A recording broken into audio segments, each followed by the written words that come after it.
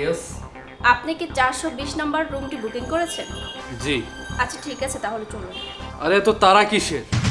আগে বসুন, আপনার সাথে কিছু কথা বলি।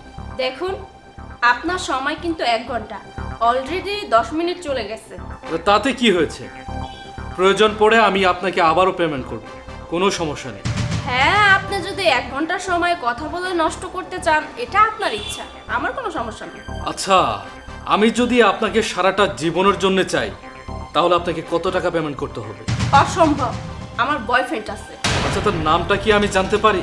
দেখুন, আপনি যে কাজটা করতে আসছেন ওই কাজটা করে চলে যান। আপনি আমার কাছে ব্যক্তিগত বিষয়ে কথা বলছেন কেন? তুমি? হ্যাঁ আমি। আমাকে দেখে কি তুমি অবাক হয়ে গেলে? আরে আমি যদি তোমার এখানে না আসতাম তাহলে অন্য কেউ না কেউ তো আসতো তোমার সঙ্গে টাইম পাস করতে, তোমাকে নিয়ে এনজয় করতে।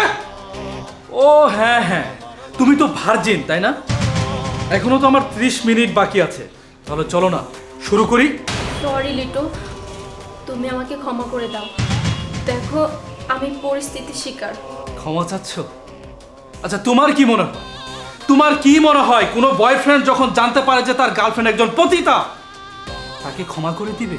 আসলে আমার আর কিছু বলার নেই। যদি সম্ভব হয় আমাকে ক্ষমা করে দিও। আরে তোমাকে ক্ষমা করার কি আছে? তুমি তো একজন ভার্জিন মেয়ে। আচ্ছা, তুমি তার আগে এইটা বল, তুমি কিভাবে এই পতিতালয়ে আসলে? কেন আজ তুমি পতিতা?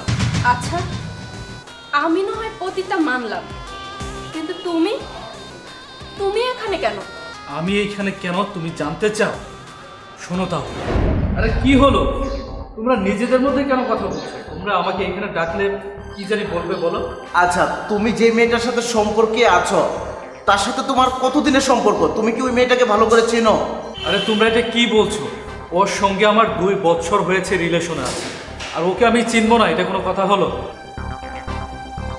আচ্ছা দেখুন তো, এই মেয়েটা কি না? আরে হ্যাঁ হ্যাঁ, এইটাই তো আমার গার্লফ্রেন্ড। কিন্তু কি হয়েছে? আসলে আমি কথাটা কিভাবে বলবো, কতটুকু সত্য আমি তা জানি না, কিন্তু কথাটা আমার ফ্রেন্ডের কাছ থেকে শুনেছি। আরে তোমরা কি আমতা আমতা করতেছো? আমি তো তোমার বন্ধু তাই না? বলো কি হয়েছে, তুমি নিঃসন্দেহে বলো।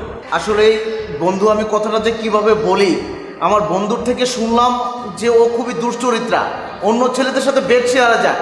এটা তো শুনে আমি চমকে গিয়েছিলাম।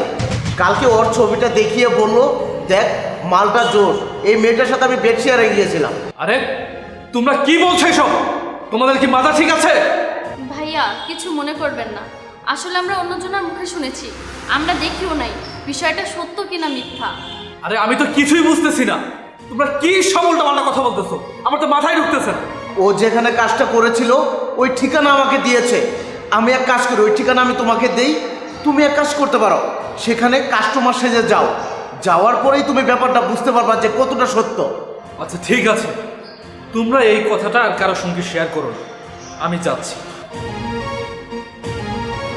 তোমার কি আর কিছু বলার আছে আমাকে? আশা করি নেই। তুমি তোমার পেশায় মনোযোগ দাও। ভালো থেকো, আমি আসি।